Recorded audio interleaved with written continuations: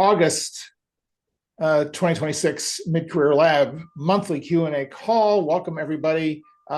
This time we're going to be talking about LinkedIn profiles, my favorite topic, and do a little bit of a hot seat workshop lab for those of you who are interested in driving a revision to your profile and are perhaps in a job transition, perhaps on your way, perhaps prospectively into one in the near future.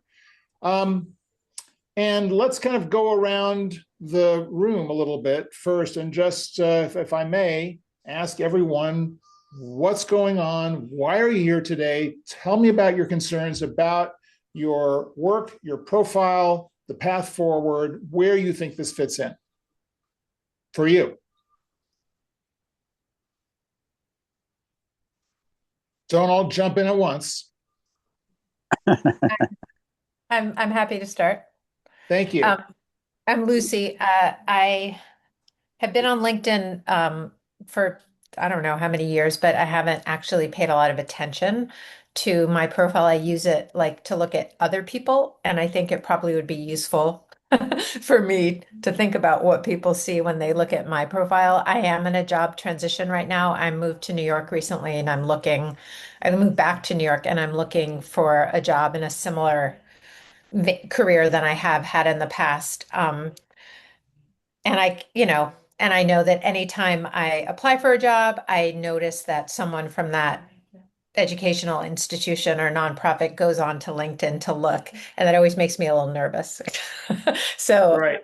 I'm looking to think about what LinkedIn does, what it provides, how to actually make full use of it, which I think involves a lot of what I'm putting on there. So Right. well, Great. I'm here. Well, we will, if you're willing, we will take a look at your profile and we'll do a little review and give you some pointers. It's very cringy, isn't it? The whole LinkedIn thing is very cringy, like just to present yourself out there. So It yeah, is. happy to do it, but it is cringy. It is. And I think that there are a lot of aspects, I think, to LinkedIn that didn't used to exist. It's become very performative in many cases. And I think that there is still a kind of a narrow path for it to be useful. And I'm constantly trying to reassure people that no, it's still a valuable place to be. You have to filter out all of the performative posts, the kind of this kind of social media, social site, confusion around followers and likes and all of this stuff, which I think isn't really relevant to the career process. It's kind of a distraction. So anyone else? I'll go next. Yeah, please, Mark. John, thank you very much for taking the time and Always great to see you. giving us this forum together. So, who am I? For the colleagues on the phone, I have Mark Carter. I've been with IBM 44 and a half years. Have continued to reinvent my domain of expertise and where I spend my time and such over the career.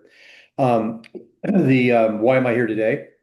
If you've been looking at the news, or even you haven't been looking at the news, our company is in a state of vigorous transition, and I'm expecting that I will have to reinvent myself again before I retire.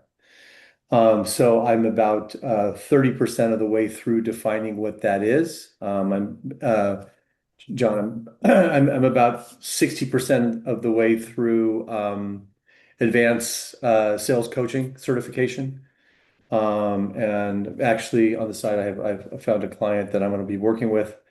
I'm also doing some really advanced education around how to how to harness the use of AI in really creating dashboards around my career. In terms of LinkedIn, I think LinkedIn is um, probably the most powerful tool, one of the two tools I use every day, um, um, and very intentional on that work as well. what I read, what I respond to, how I respond, when I respond, if I respond. I know that in the clients that I'm working with at the C level, they're um, pretty much being firewalled, so they're not seeing much what happens. But just yesterday, working with a client, um, Tesla and their divisions, and one of their executives and I used to work together in 1989. And I look at that kind Wow. of going, oh, she's still here. Well, not here, but she was actually somewhere else. But why is Still that? around. What's that? You're still around. Right, still around. But why is that important? Well, that's happened 5 times in the last 6 months, where someone I'm talking to, I've had an interaction with at some job or some domain, whatever, and you can immediately know where they are in their career maturity. And based upon their job today, are they even qualified for it? And how we interact. So I'm a big user of LinkedIn. Right. And but I do not use the Sales Navigator, John. Hmm. We are encouraged to do it, but I have I have 100 people around me that use it. So, and it's also LinkedIn is integrated into Salesforce as it's integrated into Copilot. So it's all one and Slack. So everything is Hmm. very, very smooth and integrated. Yeah. And it's pretty easy. So that's why I'm here. For the record, I don't think that for the most part, individuals who are job seekers need to worry about LinkedIn Sales Navigator. It's expensive. No, I don't think so. No. You get uh, more search capability. If you are a marketer and you have a business or a service that you are marketing, then Sales Navigator is a great tool because you can search very granularly across the entire LinkedIn ecosystem for the target that you want in a really, really specific way. But for job seekers, you can do a lot of those searches perfectly well on a entry level pro plan, business plan, whatever the first level of paid LinkedIn is. They keep changing the name, but by the way, that is something that I would recommend for people who are searching because it will give you greater visibility into your network and the friends of friends, the second degree connections who are very important. Well, You can talk also, about John, this. and then I'll shut up. I think the embracing of a social media channel, whatever it may be, wherever you are in your career work, even where I'm at, it integrates the generational walls that have been put up for us. We didn't ask for them. Okay, they've been put up. And so I think, pick one, go with it and embrace it. I live the glass. I turn it on every morning, right? And it's just like, oh, coffee, LinkedIn, 5 things. Okay, check. But Right, that's why I'm here. Thanks. right, good. Sienna, I wanted to ask you about your situation, and I thank you for the link. And tell us a little bit about what you do and where you're headed. Yeah, so I mean I found out about this like this Zoom session. I'm sure like William, we're both in a group called Conservation Careers. So that's how we were referred to this particular Zoom session. So yeah, I think I'm more actually personally me, I'm more of an early career person, so we'll see how well this fits. Mm-hmm. But basically I'm from the Boston, Massachusetts area and have a background in kind of zoology, wildlife conservation. And given that I'm in Boston, there's a lot of biotech pharmaceutical companies around here. So the Yeah, immediate jobs that I got were, like basically I was working laboratory animal husbandry and I did that for a few years. And I was like, all right, I know this isn't what I want to do. I'm going to try to pivot into more like wildlife conservation roles, particularly communications, because math and statistics scare me, to be frank. So currently I'm in both a volunteer and an internship position relating to communications and wildlife conservation, looking to try to get a full-time job. And mostly I think my profile is pretty good on LinkedIn, but I think the biggest help that I need is with regard to networking, especially since you only get like 200 characters, I think, in a message to be able to actually introduce yourself to someone, Yeah. and how to handle, like, being ghosted by someone who you might be trying to network with. Right. Right. Um, let me pivot to William, because so you guys know each other, you and Yes. William? Yes, we Yeah. do. Right. So tell me a little bit about what you're doing, William, and what you're looking for out of your profile. Yeah, you can call me Bill. That's Bill? yeah. Okay.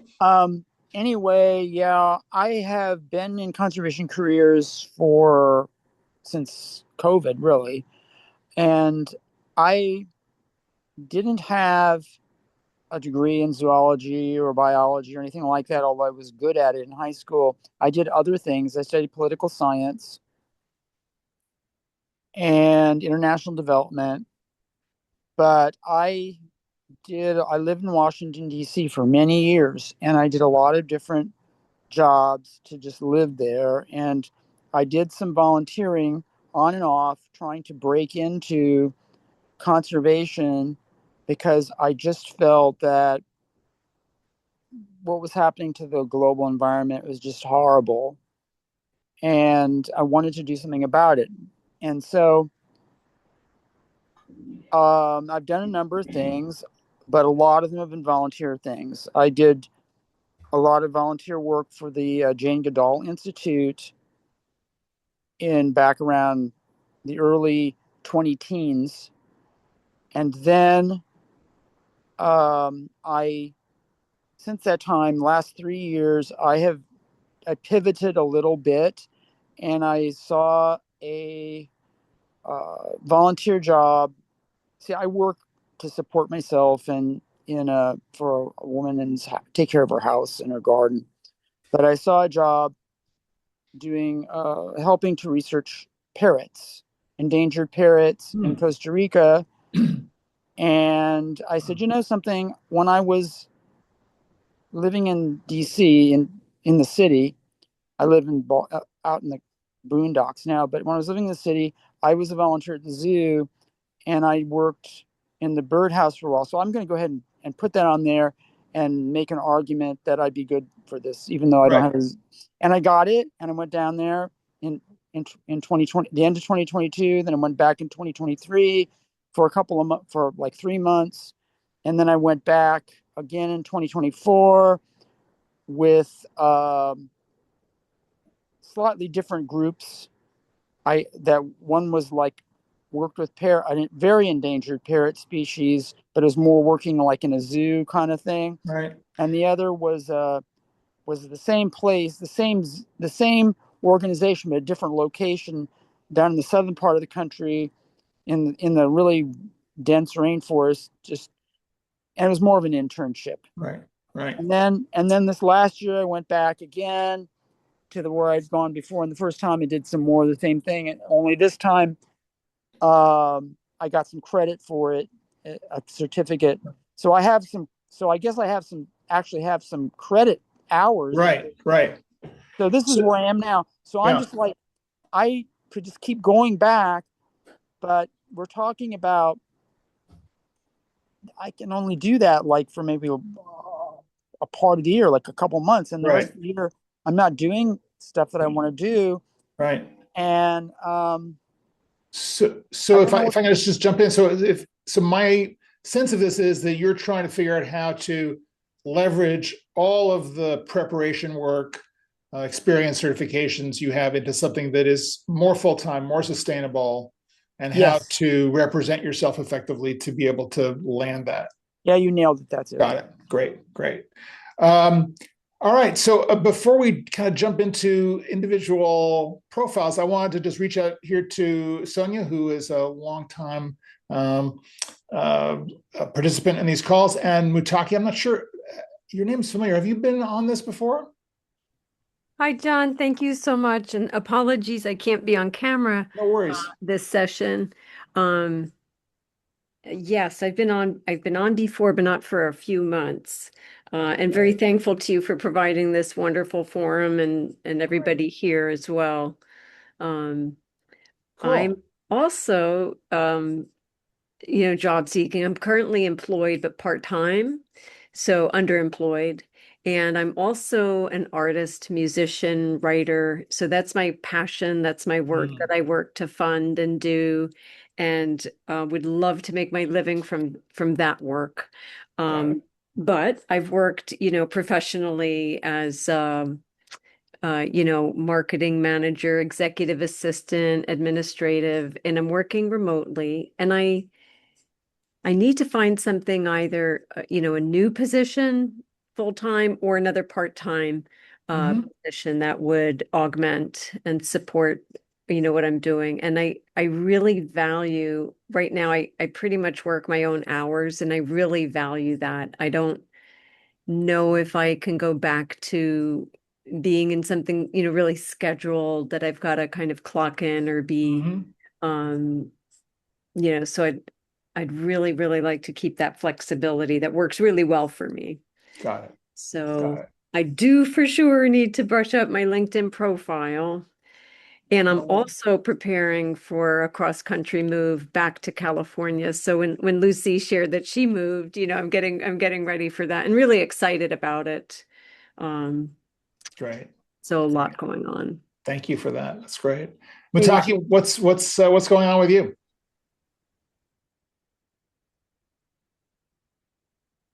You there? Oh, well, maybe we'll come back to Mitaki. So I'm Lucy, if you don't mind, I'm going to use you as a guinea pig, and I'm going to ask you to share your screen in a moment and bring up your LinkedIn profile. So if you want to kind of get that prepared in the background, I just want to kind of throw out some of the kind of the chestnuts of the LinkedIn profile as I see it. The value of this is much more than the value of a resume. And just want to say a quick thing about resumes versus LinkedIn. I really believe that the resume is a kind of a legacy document, that it is necessary, but that it is really no longer the key to getting a job, and that submitting a resume to a job application, as many of you know or have experienced or are certainly reading about, is basically flushing it down the toilet. And your chances of getting hired based on a resume, you have a better chance of getting into Harvard than you do of making it through to an interview and to the final round and getting hired. It's, a one in a few hundred, if not more, proposition to get through that noise. And this is why the profile becomes so much more important, because you can do so much more with it to tell your story the way you want to tell it, and to cut through that noise and use your profile as the hub of your networking approach. Because if you have a really clear, strong profile that communicates who you are, why you do what you do, your achievements, but also creates a sense of where you want to go, what you're looking for, it's going to be able to more easily create conversations with the people who can help you, refer you, hire you, etc. So that's the basis on which I work with people on their LinkedIn profile. And what we'll do, if Lucy's right, actually maybe before Lucy, let me just I've got mine up. I'm always ambivalent about my profile, but I'm going to share it just to kind of go through some of these ideas and show you how I'm looking at the value of the profile. Hold on.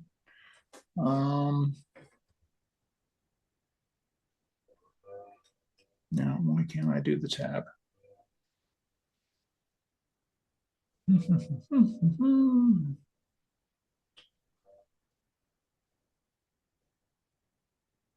Oh, here we are.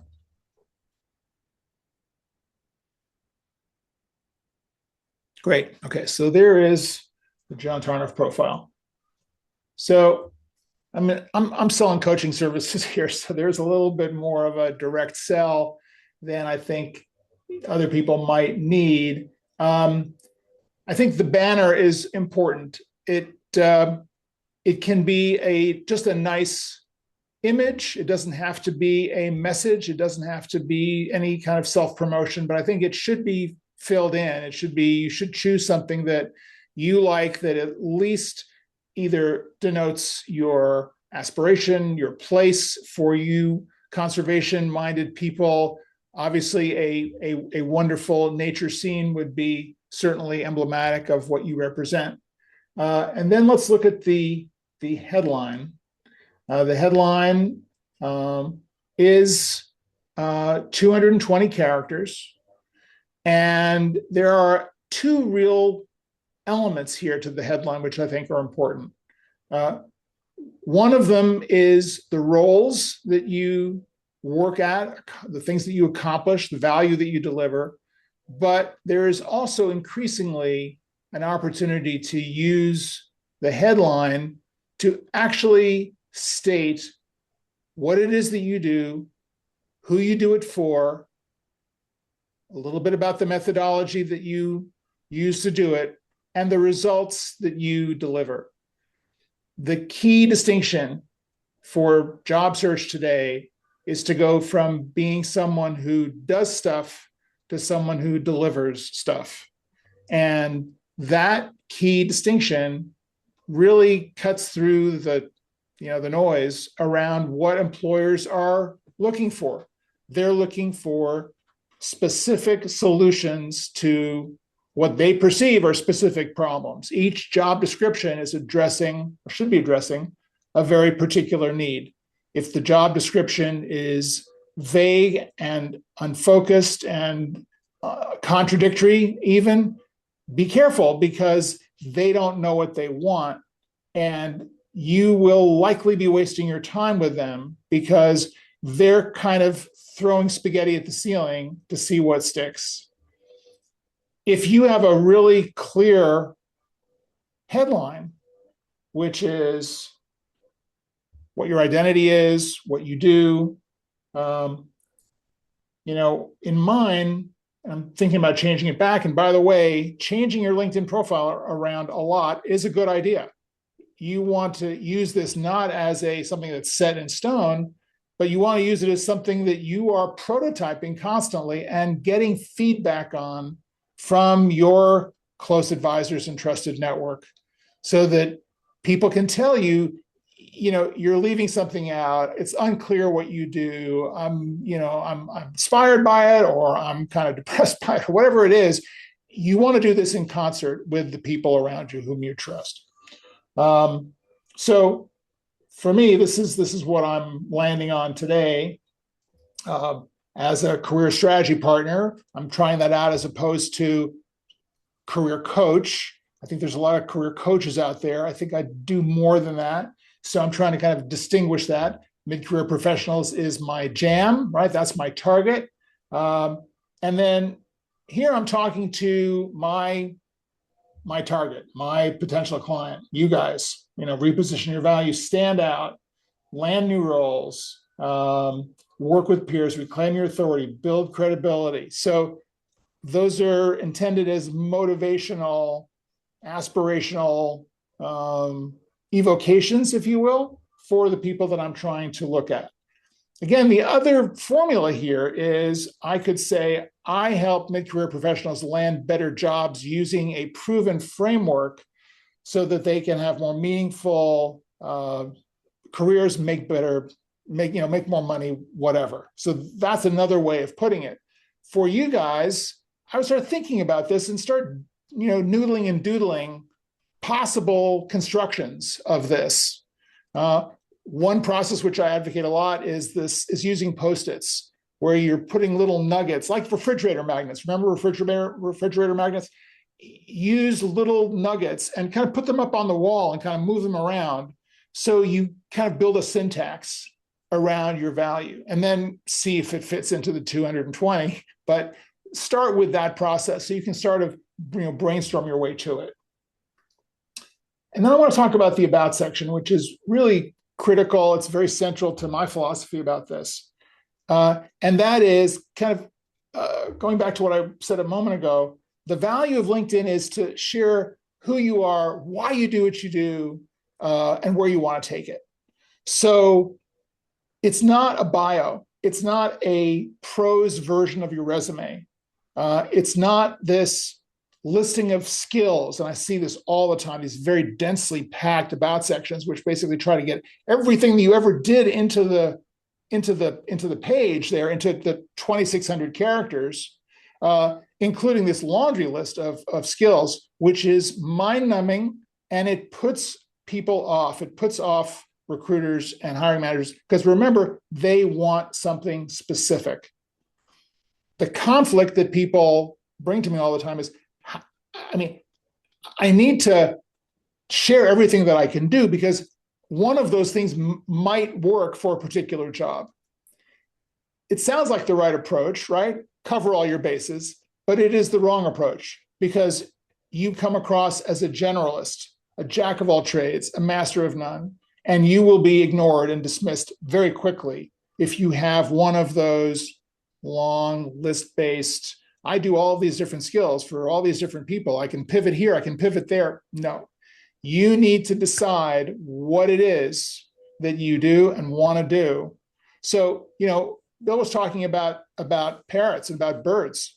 That's a niche, right? If your whole world and your approach to working on the environment, making the world a better place, is to really drill down on the conservation activities around birds and the whole avian population, where they fit into the ecosystem, how they're being exterminated or mistreated or whatever is going on in the bird world, that can be an expertise that you want to deepen into, and then find the people out there who are focused on this, who need a bird expert to help them do what they do.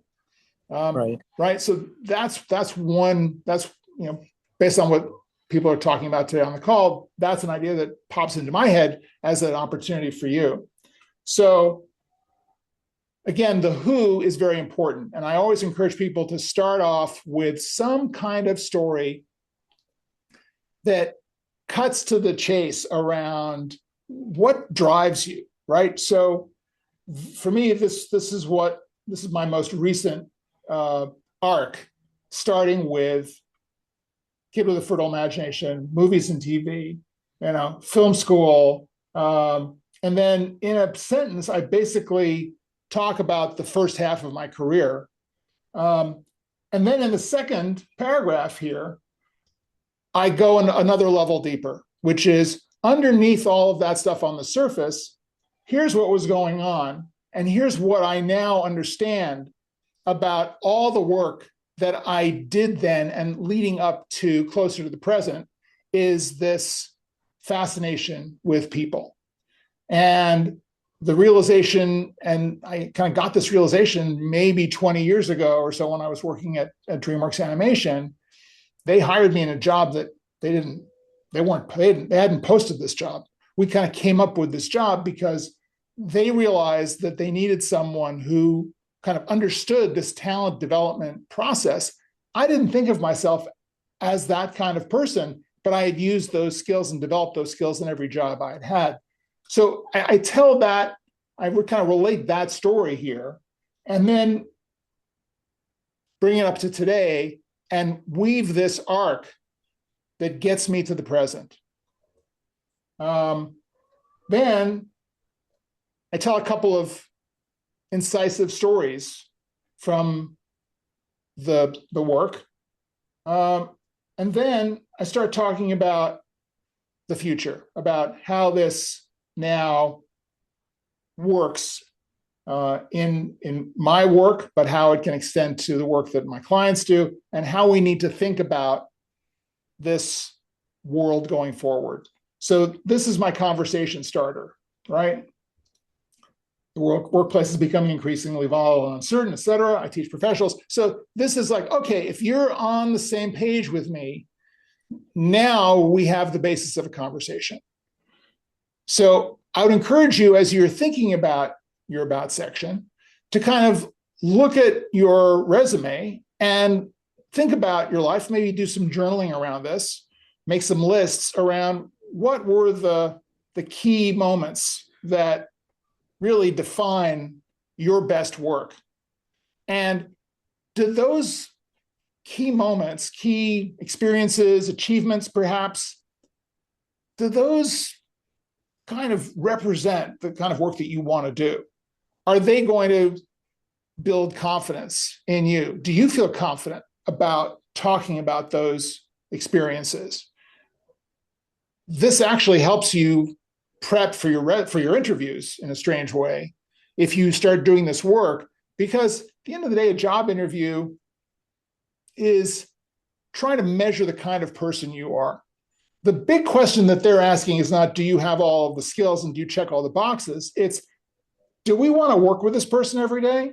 Is this person someone who can contribute to the team? So if you introduce yourself here in your about section and talk about these deeper motivations and aspirations that you have, you may just find you're getting into more conversations with people that lead somewhere and start building traffic for you towards this eventual role that you're going to land. And then in the experience section, which is the resume, and you should think of your experience section in LinkedIn as your master resume, where everything is in there, because you don't have a page limitation. If you're going to submit a resume, you want that resume to be within 2 pages.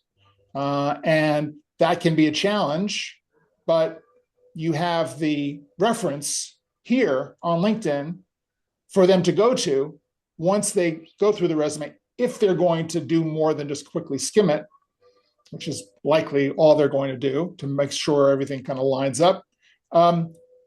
Yes, you can tailor that resume for the submission, oriented a little bit more towards that company that you're submitting to.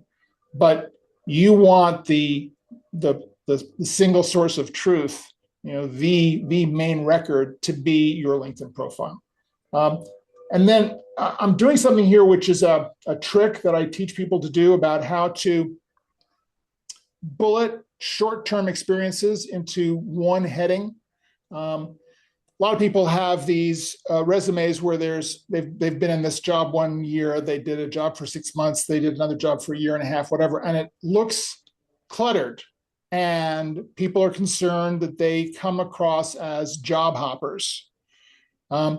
The truth of the matter is that job tenure is very short these days. It's 3 years, 4 years max for most people. It's rare that you find a job today that is kind of hired today or recently that is going more than 3 or 4 years. There are people who've been in their jobs for 20 years, but that's a very legacy kind of a position, a legacy kind of a company.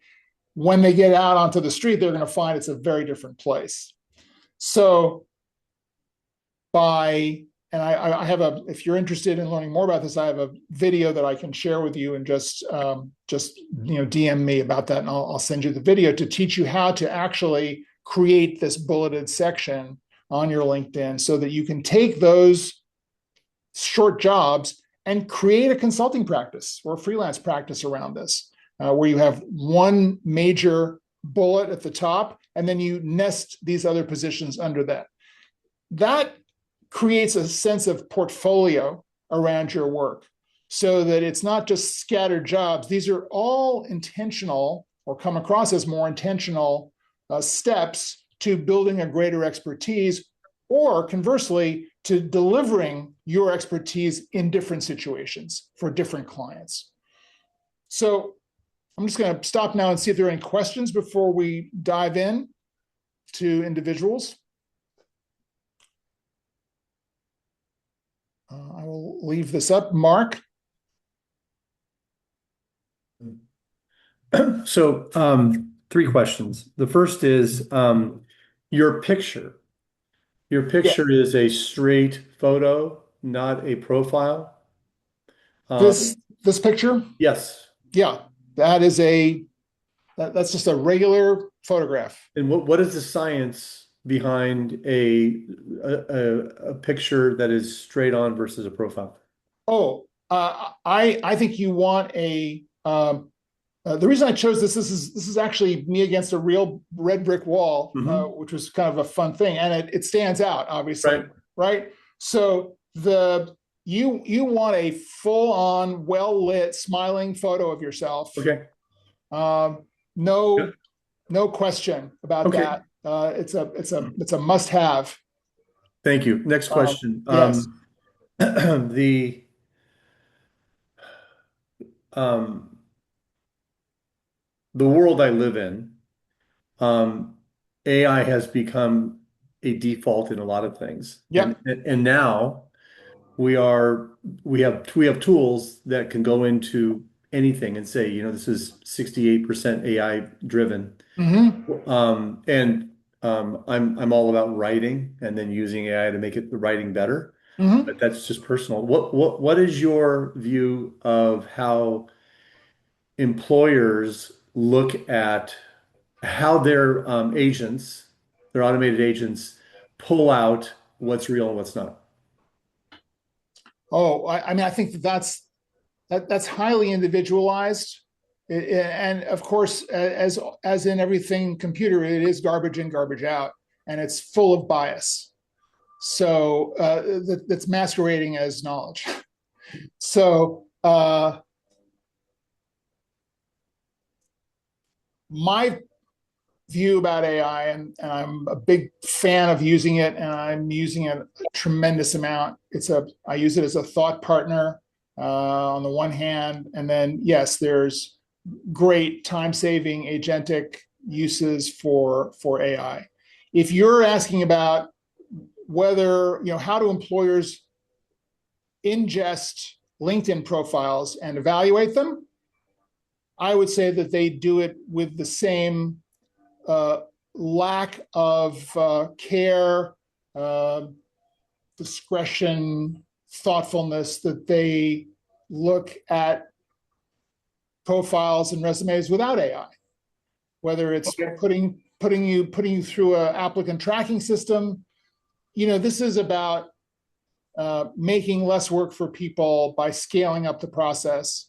And the latest trend, of course, is to do interviews via AI. So all your screening interviews are done by an AI. Right. Great. That's fun. That's fun for a candidate to have to answer questions from a bot and realize that your answers to those questions are not going to be treated with any kind of nuance, understanding, or anything. It's more just pure data. Mm-hmm. Okay. And so it gets back to, it's just another argument for getting yourself out of that broken hiring system, developing a profile that you can build relationships on and not have to rely on this completely broken, continually dehumanizing process of automated, job search. Perfect. Thank you. Yeah, I'm very radical about this. And I get into trouble with HR people on LinkedIn. So, okay. So be it. Anyone else before we dive in? I have a question. Yes. You have your resume open here, and I opened mine in LinkedIn. Now, what do I have to do? I don't usually share my LinkedIn profile in a Zoom session. I'm done. It says share. How do I do that? I'm going to get to you second. I want to start with Lucy. Okay. So I'm going to drop out of my share, and I will ask her to hit the share button.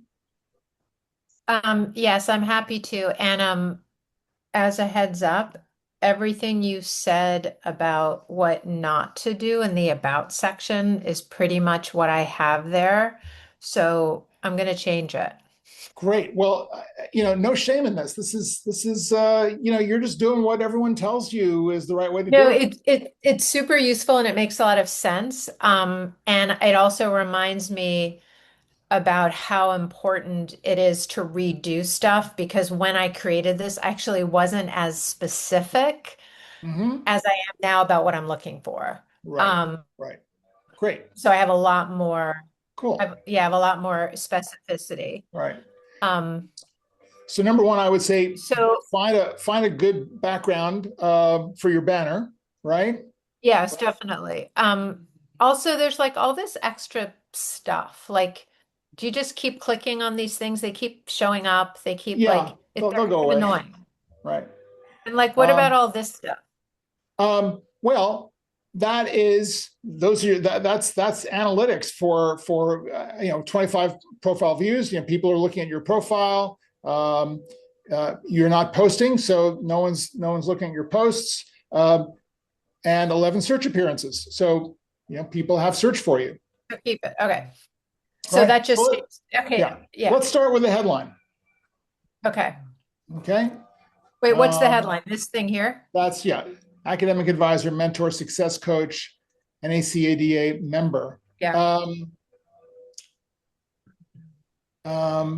So from that, I get that you do something in education and that you are a coach and you mentor. I'm not sure whether this is at the university level, who Got it. your clients are or your population is that you serve. But I would encourage you to go into a little bit more depth about that and share a little bit more. So we'll come back to this. So what would you write if I'm specifically work in community colleges as an academic advisor, with first generation college students mainly. So all that comes along right in here. Right. So Okay. you've told me a lot there, and I would definitely go a little bit more granular and what are the takeaways? What are the results? What do you help them do at the end of the day? Graduate. Right? Are you Yeah. right? So it could be complete as it. simple Yeah. as glib as helping students, helping college students, community college students, whatever, graduate, succeed academically and graduate, their programs. Yeah. I mean, it could be as simple as that. That sounds kind of a little bit glib, but that's the direction that I would definitely go in because, again, it's not about what you do, or it's no longer about just what you do. It's about what you deliver. Got it. Yeah. So if I'm looking to hire you and you're claiming, obviously justifiably, that your students are graduating, right? You make sure they graduate. You have a methodology. You X years experience helping kids graduate college, right? It could be as simple as that, but that's transformative. Got it. Yeah, that makes a lot of sense. I would dine out on the transformation, and then that invites further interest in what you do. Because if you're saying, I make sure kids graduate from college, it's like, oh, okay. I want to hear more about that, right? And so now we can go into your about section. And okay, and can I just ask a quick question first? Please. How do you feel about the open to work symbol? I'm not a fan. Neither am I, clearly, because I don't have it on, but why not? I think it's a weak signal. I think it is to me, and this is my bias, other people like it. I think it's easy. It makes it easy for recruiters. But it doesn't really say anything about your value, because my feeling is everybody on LinkedIn is open to work. Hello, that's why we're on the platform, because whether we're looking for a job or we're looking to expand our networks, be better at what we do, learn, find resources, we're all open to work. Interesting. So yeah. It's kind of this wishy-washy thing that to me seems like it's a plaintive cry for help. I know, And that's exactly right, what it feels it's like. like, And please hire me. I'm sitting here yeah, waiting for the phone to ring. Won't you please? I'm a good person, as opposed to having a very positive, confident, specific message about here's what I do and here's the success that I deliver. More about that below. Here's the the 411. Here's the chapter and verse on that. Let's talk. and for me, it's less about random recruiters than, like I said, people who I've applied to something going in to look at it. So they already know I'm looking for Yeah, work because I've applied to their yeah, place. Yeah. yeah, Okay, the analytics and then the yeah. about. And I've Right, done a poor job in the about of saying those three parts right. of who am I, what do I do, and what do I want to be Yeah, doing, which I yeah, have a lot of notes now on yeah. what I'd like to say. But I will say, I think just kind of skimming through this, you've got there's some clues here. You Mhm. know, warmth and passion, access, student success, executive function skills, emotional resilience, college career. I mean, you've got the buzzwords here, right? Yeah, but it seems now when I look at it, having heard you, it feels very much like a list as opposed to more of a Yes, statement. And I feel like I could make more of a statement. yes. It's out of context, right? Yeah, you're That's right. the key. The Yeah. key for me on all of this is about context. Yeah. If you can establish that why, right, then everything that you do corresponds to that, flows from that why. Got it. And you picked up on the three acts of the about section, right? The who and the why, and then the middle act is key achievements, and then that relate to the who and the why, and then the third is where do we go from here? So if you think about that story that you're telling, right, whether it's the moment where it all kind of came together, you know, a student once told me this, and this. It opened my eyes to the challenges that they were facing, but it also clearly delineated where I could make a difference. Since then, I have used warmth, passion, et cetera, et cetera, et cetera, and developed a methodology around this to ensure the success that so many people are missing. For example, in this position, here was a situation, that I was helpful in turning around. Here's another situation that made a difference, or here's another experience I had, right? And then the greatest challenge that we face in higher education today is X, right? Part of the solution, I believe, lies in this approach. Here's what it's going to yield if we all kind of pull together to make it happen. Let's talk. Yeah. Make sense? I mean, I'm just kind of pulling this out of my, Yeah. No, that makes my a lot of head. sense. John, can I Yes, just may I add two please. comments? It's a free for all. I invite any and Okay. all So, reactions, commentary. so Lucy, this is excellent. Two better ifs. I would scour this for typos. I've counted 5. Oh, stop it. Okay. Okay. Boy, that just shows how quickly No, I I, picked I'm this I'm up and just haven't looked at I, it. I edit for a living all day Thank you. long. I appreciate it. The second thing is, and this is personal, but to John's point, to add to John's point, when I read the about, I'm reading it as if I were you versus how it makes me feel and what you're going to do for me. So when I read a letter or I read anything, the first thing I do is count the I's versus the U's. And Great comment. Yeah, thank you. I would just think about how does it make you feel? Maybe print it off, bring it to a neighbor and say, how does this make you feel?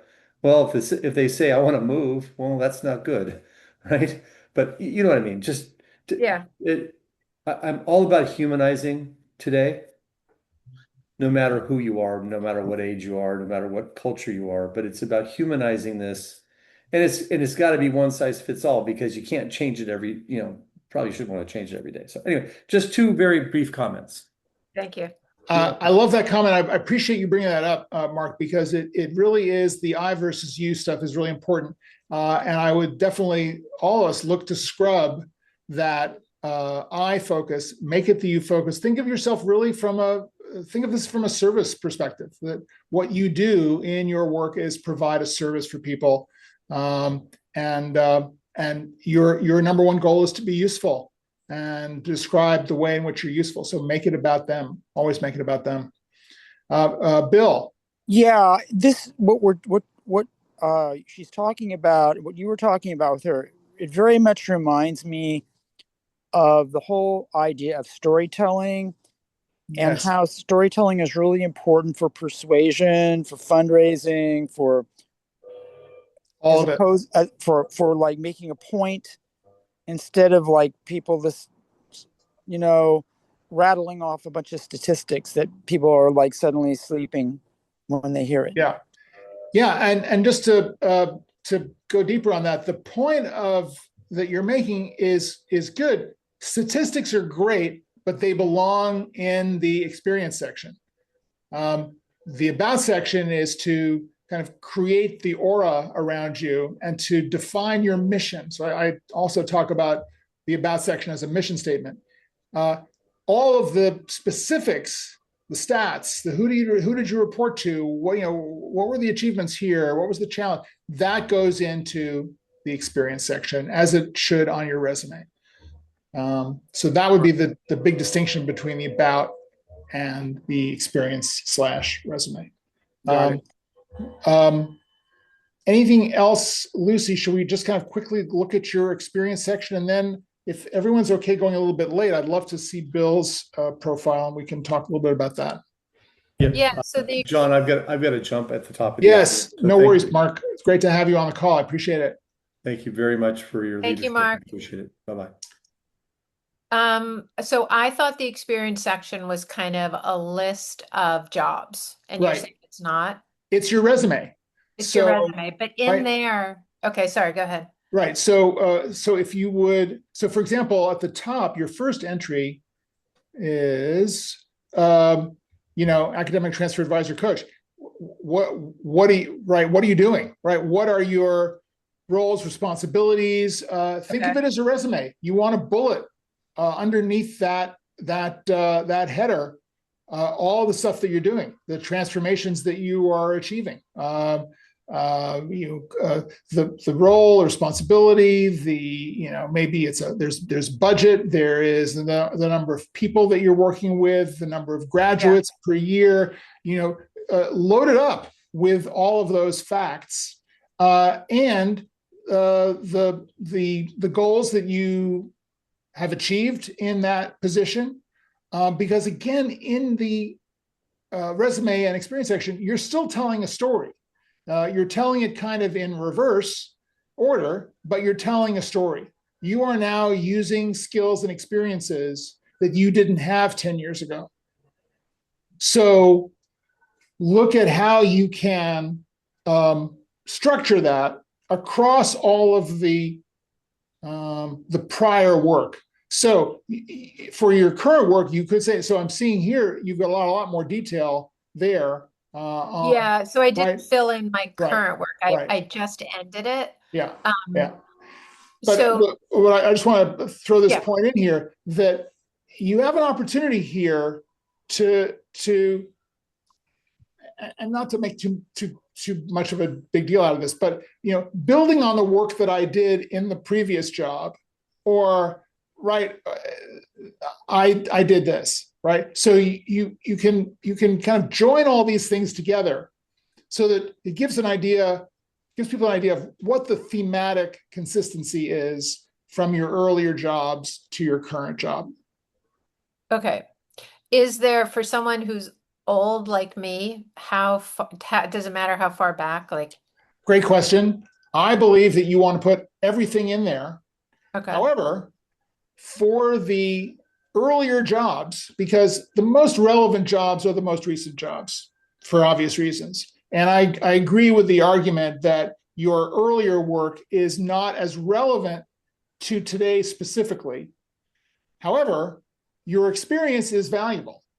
So back to the summary trick that I teach about bulleting experiences under a header.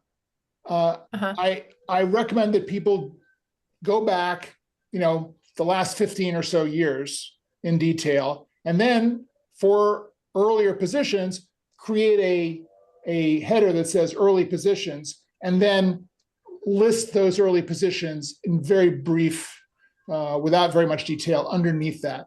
That gives a sense of, okay, this is a real person. They've been around for a while. I subscribe to the idea that your experience is valuable, and that if someone doesn't understand the value of your experience, you may not want to work for them. And maybe that's being harsh about this. All need to eat and work and get jobs. But at the same time, I think there are jobs out there. I think if you really kind of lead with what you feel strongly about, and you stand up for your experience and for the wisdom of your age, you're going to find people who go, I'm tired of people who are kind of like wafting in and out of here, who don't really know what they're doing, who don't have a lot of grounding. I've decided I'm looking for a more experienced person who gets it. Those are the people that you want to find and gravitate towards. And I believe that a strong resume and a strong LinkedIn experience section will get you there. I love that. I'm one of the people that is currently shocked at how short-term jobs are these days. Retention in jobs, it's quite surprising to me. Yeah. The other thing, and Bill, we're gonna have to kind of defer this to the next meeting, but I do want to conclude on one thing about this, a lot of the bias, the age bias around this, and this, just to give you some ammunition, if this comes up in a conversation about, and even for a younger candidate like Sienna, it's like, you're just going to be here for a few years because, I know you young kids, you just want to kind of go and do your thing and go and do lots of different jobs. Or are you old people, you just want to retire? If you have a really clear sense of your job as a calling, no matter what stage of your career you're at, and you can make a convincing case for, no, I'm not here just to kind of clock in. I'm here to make a difference. And as long as I'm making a difference with you guys, I'm here, right? Older people will get, you've done all these things. Why do you want this job? Isn't this job going to be boring for you? And the answer is no, I've done all these jobs, but this is the job that was my favorite position. So I want to do that, right? I've spent all of these, I'm not climbing the ladder anymore. I want to do this.